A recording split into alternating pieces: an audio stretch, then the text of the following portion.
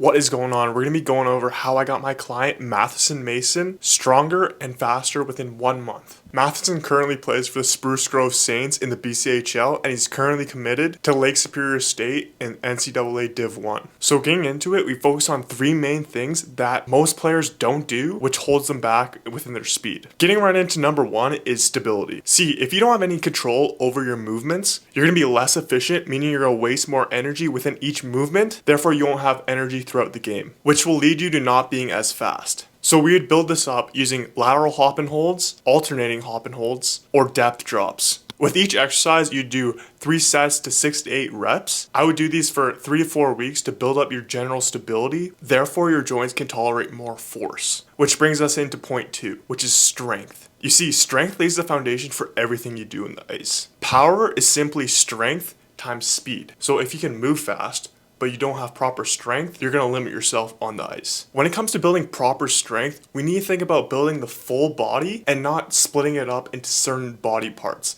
like a bodybuilding split. Because in reality, your body works together on the ice to produce movements like skating, shooting, passing, or hitting. They don't work separately. So it's best to properly build the body together rather than separately. So when it comes to training this, we do this through squatting movements, so split squats, front squats, goblet squats, hinging movements, so trap bar deadlifts, Romanian deadlifts, single leg RDLs, slider hamstring curls, and so on. Moving into the upper body, we'd hit pressing, so incline presses, dumbbell presses, landmine presses, and overhead presses. Then moving into pulling movement, which is your back, chin-ups, pull-ups, and rowing variations. When it comes to first properly building strength, I would stick between that 6 to 8 rep range to build up your movements properly. And depending if you need to gain size or not, you can increase that to 10 to 12 reps and focus on pushing closer to failure. Whereas if you're going for max strength, you would drop that down to 3 to 6 reps and focus on maximizing the weight, which ultimately leads us into point 3. Which is building up better aerobic conditioning. You see, speed is useless if you can't sustain it all game long. By building up your aerobic conditioning, you'll have that energy generator, which will not only allow you to have more energy on the ice, but you'll recover better on the bench and even in your training sessions. We build this up typically through intervals like 90 seconds on, 30 seconds off for 6 to 8 rounds on a spin bike to keep the high steady pace that you can maintain. Other intervals would include 2 minutes on, 1 minute off. Again, the high steady pace you can maintain without dropping off. Or a circuit using exercises like kettlebell swings, alternating rows, or goblet squats, 30 seconds each with 30 seconds of rest, repeated for 6 to 8 rounds. From this foundation, you can build into higher intensity intervals that I can make a separate video on. Overall, these 3 things will allow you to build a solid foundation to maximize your speed development long term. Now, I thought it'd be useful to actually pull up a session that works on each of these areas.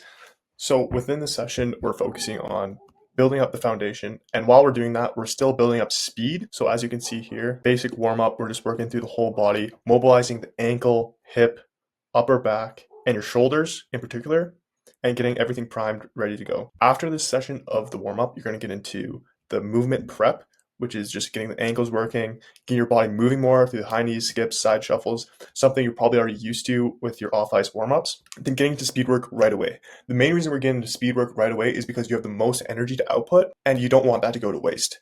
If you're trying to get faster, you need to put your attention on getting faster. Next up, we have the lateral hop and holds. Like I said, we're building up that stability through your hips, ankles, knees.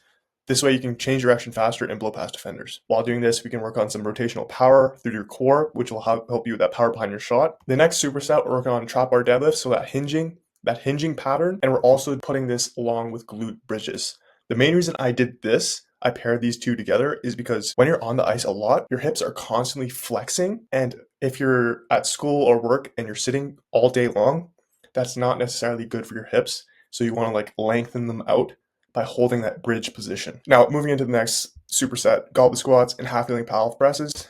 Hitting that squatting pattern with goblet squats, Pallof presses, working on the core and anti-rotation of the core, which allow you to be more efficient within your movements. Like I said, you're going to waste less energy while you're shooting, hitting, passing, skating, whatnot. And then within this last superset, pressing movement, rowing movement, and another core movement. And we're hitting that tricep. It's a little bit more efficient within the gym because if you're just hitting one exercise, rest, that can take up a lot of time. And lastly, finishing it off with the aerobic intervals, the 90 seconds on, 30 seconds off for 6 rounds.